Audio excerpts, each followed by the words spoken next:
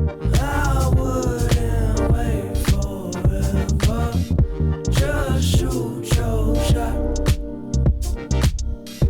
We don't need no more, no extras.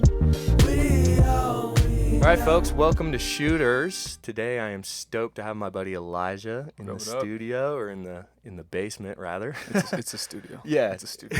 Well, I appreciate you saying that. But anyways, thanks for being here, dude. Yeah, man. Thanks for having me. Of course. What have you been up to? Man, so I just got married back in, I don't know if it's just or not. It was like 7 months ago. Dang, dude. Well, that's pretty recent. That's a recent, for marriage-wise, that's pretty recent. It's right on the cusp, though, because, like, for the first, like, 3 or 4 months, everyone's like, oh, my God, you just got... But then after, like, 5 or 6, they're like, you're not that special. Yeah. So I think I'm hitting, like, the you're not that special, you're just a married guy who's Gotcha. young. But I share that because for the first 4 months of my marriage, dude, I put on 32 pounds. Did you? 32 pounds. Got the marriage weight, huh? Dude, everyone asks me, like, oh, is she must be cooking while feeding you. I'm like, that's true, but I'm also feeding myself. Dude, so you just started eating more, huh? Dude, all the time. And I didn't even realize. So I work in sales, so I'm on the road all the time. Gotcha. And so I won't eat all day. This is what happened in the beginning of our marriage. I wouldn't eat all day. Or so I thought, but then I start looking through my schedule because she'll feed me when I get home. Right. I'm like, oh, I had a lunch meeting there. Then I had another meeting with food there. Then maybe I polished off a whole box of whatever in the car. Yeah. Dude, so literally 32 pounds in 4 months. That was the most consistent thing of my life. That's crazy, Put on 2 man. pounds a week. Just putting on the weight, huh? It was bad. So now I've been on a diet since the beginning of the year, and I've lost like 25. There you go. But dude, I got fat. Getting bro. right. I was down. I had That's about 20 shirts for business that I could wear. Wow. I was down to 3. Wow. That fit. That's crazy. Just like layer it with this one, put this one. Didn't I just see that shirt? Like, oh, I don't know. Anyway, can we get? That's crazy. It was bad, dude. See, I've heard of like the pregnancy. You gain the sympathy weight while your wife's gaining weight. That's right. Yeah. I never heard of just the full-on marriage, dude, but I guess it happens. I put on sympathy weight, but there was someone told me they're like, you have a dad bod with no kid, and I was like, gosh dang, what you gotta say it like that? That's the rudest thing you could have said to me. Yeah, dude, they hit it on the nail. So yeah, that's crazy. Aside from that, that was definitely the biggest thing that's happened so far, which is awesome, man. My wife Jessica, she's amazing. Known her for a long time. That's great. Since we were about 8 years old. Yeah. And so, that's been the biggest thing, that and just working. That's awesome, dude. Congratulations. Thank you. On the marriage. Appreciate it. That's a very special thing when you find love, I guess. It's not my territory. I don't know much about it, but definitely happy for you, dude. Appreciate it. How's that been, I guess? Like, how's it, I mean, aside from the weight, what does it entail for you? What's it? Aside from putting another letter in front of my shirt sizes, so there was an extra X in there. Yeah. It's the real deal, dude. Like, you go from, like, obviously we were dating and stuff beforehand. So you know this person to the extent that you can, and there's a lot of things that I think are still similar in my life. Like, I'm still doing the things that I like to do, still go to the gym, still working, but I think to have to train yourself to put someone else before you, like mentally all the time, and then also deal with what they're going through, right? So before it'd be like, oh, like, I'm so sorry, I'll see you tomorrow, right? Or I'll see you on Friday for a date, and I'll say, oh, I'm so sorry, and then they're still there. It's a whole it's a whole nother person. That's the whole new realm of problems and 100%. Whatever else is going on. 24/7 by 365, which is awesome. I think, I think it's a great reminder that things don't get easier, but you can get better. That it's not like having another person with their issues, their victories, all those things. Yeah. Them being, she's in school, so them being in school, their career, all that kind of stuff, their friendships.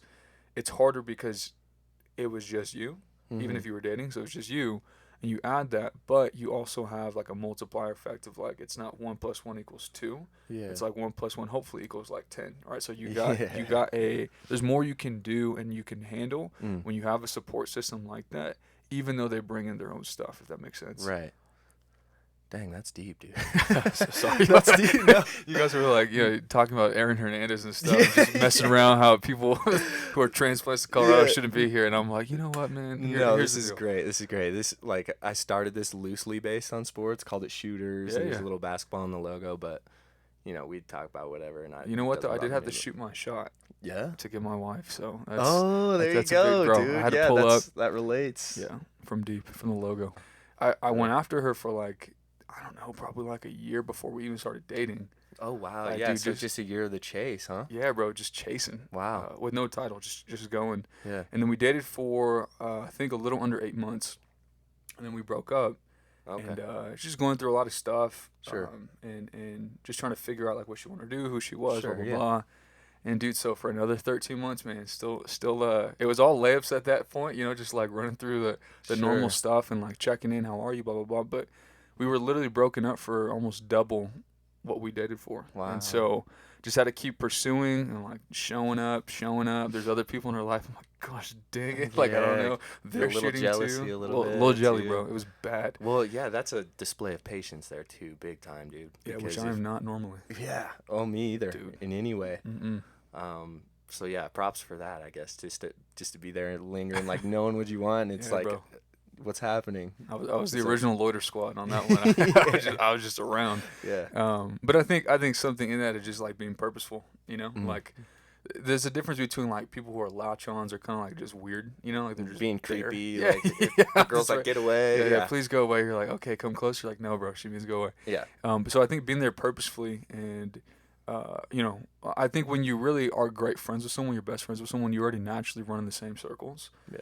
And so I think that's important, being friends with their friends, if this is someone you're serious about, and not making that person your world, because once that thing is severed or they're broken or they move on or it's not the same or whatever, Mm-hmm. there's really no substance Yeah. left. And so homies with her homies, she's homies with my homies, and ended up coming back together. And then I think after about 9 months, so I wanted to marry her from the jump.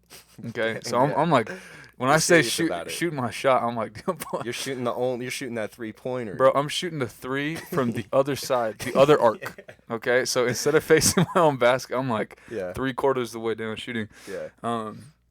Because I think there's something subconscious, like when you know on anything, right? Your career, Mm-hmm. and that's not always correct, but I think the core basis of it, like you can kind of know, like, man, I really like even this podcast, right? Yeah. Might not know where it's completely going, but you know, like, man, I like to be creative. I like to have other people on to Yeah. dialogue, whatever, Mm-hmm. and that will pay off at some point doing something. Yeah. And so, yeah, dude. So it's from the jump, like just knowing, like, man, this girl is different. And she is everything that I'm really not, and not like in a cheesy way. Like really, like I'm super not patient. Yeah. I'm focused, but I struggle with being too focused, like on the end goal, and not enjoying like that time. And so having someone who kind of tapers you out and balances you out is really, I think, is really important. You came out of that, so you had a business going, Uh-huh. and now you said you're working in sales. Yeah, so I do. I'm in charge of all marketing and sales for a hospice company. Okay. So we do Yeah. like end of life care. And then shout out to Johnny for this. This is one of my buddy's companies. So he has a clothing company too. That's what I ended up starting. Yeah. And so that's on hold for right now. Obviously getting married. Try not to be fat. I was gonna ask about that because I remember buying a shirt. So Yeah. Elijah had an apparel Uh-huh. company, Yeah. full on, and I bought Yep. a shirt from him, and Yeah. Appreciate it. that kind of fizzled out while you had other things picking up. Mhm. What was your experience like with, entrepreneurship? And, Yeah. Did you have kind of what it takes? I think you do. Sure. But what was your experience with it? Just right off the bat. Yeah, I appreciate that. I think that's like a hot or sexy thing to be right now. It's popular, which Yeah. is Yeah, it's so Yeah. cool, right? Produce 80,000 pieces of content. yeah. And and I think there's some validity to that, and I think we have a pretty free-spirited, socially conscious generation that we're growing up in. But at the same time, I mean, business, just like anything else, is tough. Mhm. It's tough to Yep. be a great doctor. It's tough to be a great mother. Mhm. It's tough to be, a good business person or entrepreneur or leader. And so I think definitely the thing I learned the most about entrepreneurship is the hardest and best thing about business is people. Mm. And it doesn't matter if you're selling product, doesn't matter if you're doing services, it doesn't matter if you're in healthcare, if you're in apparel, if you're in sports management, being an athlete, whatever. Yeah. People will always be the variable, Mm. right? Like you hear Gary Vee talk about it. He's Yeah. like, kindness is like a big thing that he pushes, and it's because it wins. It's like a practical business, method is being kind to people, and you hate to twist it like that to make it seem like, oh, I'm just being kind to get Right. sales or whatever, because but the thing is, like, you can usually tell when somebody's doing that, though. You can tell. It's like, are you genuinely being kind to me because you care about people, or are you kind of just you care about your own business, you want it to succeed? So 100%. and we kind of touch on it a little bit, but what do you think like makes an entrepreneur? What do you think? Because like we did talk about, you see a lot of people these days, anybody and everybody stepping in, a lot of different personality types, and using Instagram, whatever. It used to be just one rare breed of people who were entrepreneurs. Do you think it still requires kind of certain personality type, or? Yeah, I mean, I think just like any profession, there's mild-mannered doctors, there's mild-mannered lawyers, probably far and few between on the lawyer side. They seem a little more bulldoggy than anything. So I think there's probably like, personality types that lend themselves to that. But I think at the end of the day, there's a great dude that I follow. His name's Ed Milet. He talks about is your will to win for sale. And I think ultimately people who do stick in any game that you're doing, being a great parent, being a great husband, a great wife, is not selling out on the people that you're in charge of. And so I think, there's pivoting that you got to do. There's adjustments you got to make. Nothing goes according to plan. Nothing. But I think having the resilience, and that guy Ed Milet talks about like the best abilities availability, right? And just keep showing up, and obviously you need to get help and mentorship, and that's a big push right now too. But I think there's people who have a personality or a DNA that lends itself there, and I think it can be developed too. But I think there just needs to be a lot of self-reflection to yourself. Is that something you can really do? Yeah. Because there's no guarantee. Or be a success in it. Yeah. Because I think like as far as entrepreneurship, there's a lot of people who can make, great products. Sure. Or provide great services, but do they have that high energy salesmanship, like relationship skills, like building rapport with random people? I actually have an example with my sister, Mary. Shout out if you're watching. What up, Mary? She's making awesome little keychains and like That's crocheting and knitting things. I don't know exactly what it is, but she makes these super cool like scarves and hats, and it's like honestly really cool product. And it's like now coming down to her finessing social media the right way, and like she just wants to be genuine, I can tell, and she's making as much as she can make, it seems like, and it seems like her circle of people definitely enjoy her products. Come on, like, Mary. Yeah, that's awesome. But like, how do you, I mean, to grow from there, it's crazy. Like, there's a crazy jump at some point. Like if her Instagram was to pop off, who's gonna knit all this stuff, and like knitting with one hand, typing with the other. Yeah, that's right. So it's like, I don't know. Business is a very broad topic to. And I think it kind of comes down to like just your own happiness. Like if she's happy with where she's at, and absolutely. I haven't talked to her in depth about that, but if she's happy with the sales she's making with that, then she already won. Yeah. 100%, and it's like I said, that's I think a lot of self-reflection. There's like a big push for self-awareness or whatever, and those things are true. But I think you're absolutely right. Like there's people who want like have an insatiable desire to grow, and not grow so much just themselves, but what they're doing. And there's other people who took a hobby that they would do whether they got paid or not. Yeah. And they just do it. And then people are like, whoa, that's really cool. I want a scarf, or my wife would love this, or man, my mom. And people start that way. And so I think if you are unsatisfied with where you're at because you want to go farther, then that's one thing. If you are, cool with where you're at, that's awesome. Yeah. Then yeah, what else? It seems like you won at that point, right? Yeah, 100%. And again, like I said, it goes back to people, right? Like if you're trying to scale, you're trying to blow your thing up, like you can't do everything, like you can't knit with one hand and type or shoot or whatever. And you do have to do those things in the beginning. You got to do everything. Yeah. I think we're going to wrap up, dude. I got one last question, which is going to be another deep one. But it is, what do you want out of life?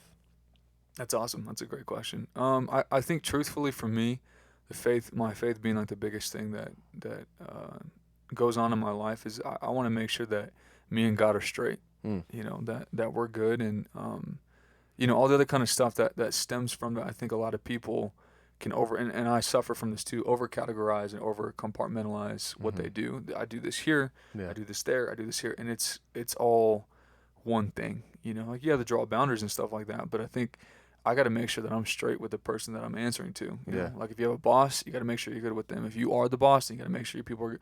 Yeah. But at the end of the day, like all this is for me. Yeah. And so if I'm not cool with the person who is holding me to account, then it doesn't matter what I do or don't do. Yeah. So that would be number one. And then I think besides that, you know, I want to leave a legacy. You know, I want to leave a legacy for my family, you know, for my kids, for the people that I knew. Like Gary Vee says, I want a lot of people pulling up to my funeral simply for the fact that, not for, oh, he employed me or he did this or he taught me. I feel like he loved me. I feel like he took care of me. I feel like he genuinely cared about me. And almost like an indebtedness, not because they owe you something, but because like, man, because I know what that feels like for people who've done that for me. Yeah. And so I think an indebtedness as far as I feel such a deep kinship with this person, even though I only knew him for a month or I knew him 70 years or whatever. Yeah. So making sure that I'm good with God, making sure my wife still likes me. Gosh, man. Being a good husband. Being a great husband. Yeah. And then I think everything else just kind of falls into where it's going to, you know, making sure my friends and I are good, making sure that business is going well, that I'm healthy, that I'm cool with, I think even mental health, like making sure that I'm straight with how I feel about myself. Yeah. But all that really for me stems from my faith. And so stems from, yeah. Kingdom first, dude. Kingdom first, bro. That's why I got it tatted back there. Yeah. So yeah, that'd be it from me. Good answer, dude. Thanks for coming on again, Absolutely, dude. It's bro. a great episode. You're welcome. Jimmy, the man who introduced us to. Yes, sir. You're coming on here next, bro. I Burly I boy. know you're watching this. Come on, Jimmy. You're on your next, bro. But thanks for watching.